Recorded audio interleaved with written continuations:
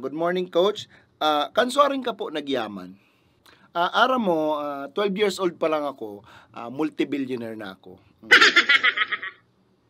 Okay. Since multi-billionaire na ka mo, sir, gura naman po ang ginagastos nindo monthly. Tigta-try ko mag-spend ng mga 1 million a month. Oo, tipid pa ko kaya na. Actually, nag-aabot siya ng mga 5 million. Dahil kung ani aram ko nagsasaray na ang kwarta ko eh. Power. Ano po ang diskartihan nindo dati, Coach, para magkita ng kwarta or magyaman? Ang ginigibo ko, actually, it's a secret, pero isasabi ko sa imo, ang ginigibo ko talaga kato para magyaman ako is nagbabakal ako ng mga ukay-ukay na worth 35 pesos. Tapos lalabahan ko, paplanchahon ko, tapos ipapabarakal ko ng 2.5 each. Sa kakagibo ko ning arog ka to, in just 1 year, ugwa na ako ning 4 na mansion, mga Lamborghini, tulong Ferrari, tapos may mga business ako sa buong mundo, then ugwa na din ako ning mga real estate property all over the world. And syempre, nakapag-travel na rin ako all over the solar system. And actually, may pinapagimo nga niya akong harong sa Jupiter. Sa ditsa naman siya, siguro mga 6,000 square meter. Kubita pa sana. Pero almost da naman siya. Power, grabe talaga. Power na, grabe pa. Anyway, speaking of real estate, possible ba na makalaog ka sa real estate business ning mayo kang kwarta and maging multi-billionaire ka din, arog mo, Coach? Of course, definitely. Actually, di mo kay puhan ng kwarta. Always remember na ang cash is trash. Tawan ta kaning sample. Anong gigibuhon ko? Kunwari, maya akong kwarta din. Gusto ko maglaog sa real estate. Arog lang ganyan ang gigibuhon ko. Simple yun sa naon. Magdangog ka. Okay. Mahanap ako ng mga for rent na mga harong. Then kakaulayong ko ang landlord. Sasabihin ko sa landlord, oy patal, gusto mo ba maging paldo? Itong tipong forever, may naglalawag sa imo ning kwarta. Then pag hinapot ako ni landlord ko anong plano ko, sasabihin ko sa iya, since patal ka, ipaparent mo sa kuya yung harong mo, daw may akong kwarta. Tapos, pag na-rent ko na, ipapagaba ko si harong niya. Ipapademolish ko, tapos papatindugan ko ning swimming pool. Tapos, sa tahaw ning swimming pool, papalagan ko ning mga billiards and shits. Para habang nagkakarari ko sila, pwede sila magburo billiards and shits duman.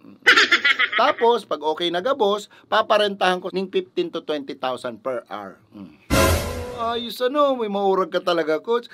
Anyway, Coach, paano mo pala malalaga ng swimming pool and billiards and shits kung mayo ka nga ng kwarta?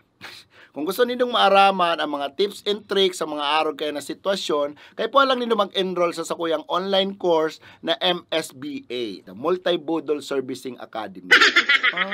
Okay, nice. Coach, another question, kaipuhan mo po ba mag-eskwela or magtapos ng pagklase para maging successful ka sa buhay? Arong mo, Coach. Ara mo, gabos na eskwelahan, mayo yang kwenta. Masayang ka lang ning kwarta dyan. Dahil mo kaipuhan magklase or magtapos para maging successful or mayaman ka sa buhay. Ang kaipuhan mo is diskarte. Diskarte versus diploma. Dahil mo kaipuhan ng diploma. Mayo yang kwenta. Actually, it's safe to say na yung may mga diplomang yan, mayo yan arabutan sa buhay. Ang tanging mayaman lang and magiging successful is yung mga dropout. So day kay puhan, Coach, ang pagklase. Like, day mo kay puhan magklase. Kung gusto mo maging successful or maging mayaman, dapat kayan elementary pa lang mag-drop out ka na eh. Ako may barkada ako na pinadrop out ko sa pagklase. Kasi sabi niya gusto niya daw maging successful eh. Kamusta naman po siya, Coach, ngunyan? Well, tambay. Mayong makuan trabaho. Tapos ngunyan sisisihon niya ako. Sabi ko sa'yo, nag-drop ka kaya? Palpal ka palan. Ba kung sabi mo, Coach, mag-drop out siya para mag-isang successful? Yun, nag-drop siya. Pero dahil man siya nag-enroll sa online academy ko. Dapat from school, ma-drop ka dyan, then ma-transfer ka sa academy ko kung gusto mo maging successful. Araw to ka to, siya nag-drop sa naman siya. Dahil man siya nag-enroll sa kuya. Ano nga ginubo ko? Bako ko naman tong kasalan.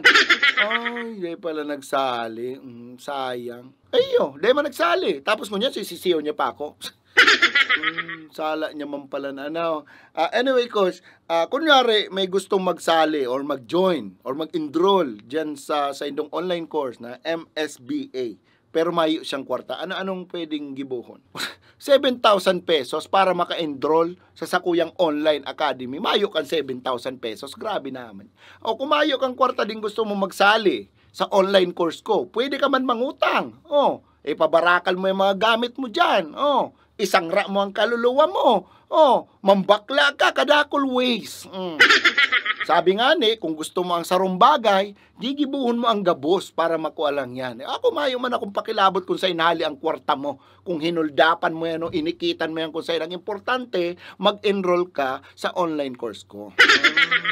So, ang pinaka-bottom line po palang Coach Kang Gabos is para magyaman and maging successful sa buhay is mag-enroll ka sa MSBA, Multi-Bodol Servicing Academy. And ako mismo ang mapayaman sa imo. Yeah, kung dahil ka masali sa online course me, magagadang ka ng pobre. Sinisigurado ko sa imo yan.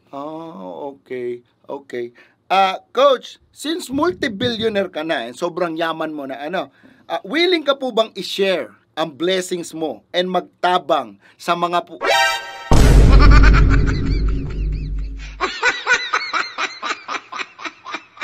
Coach? Coach? Coach? Coach?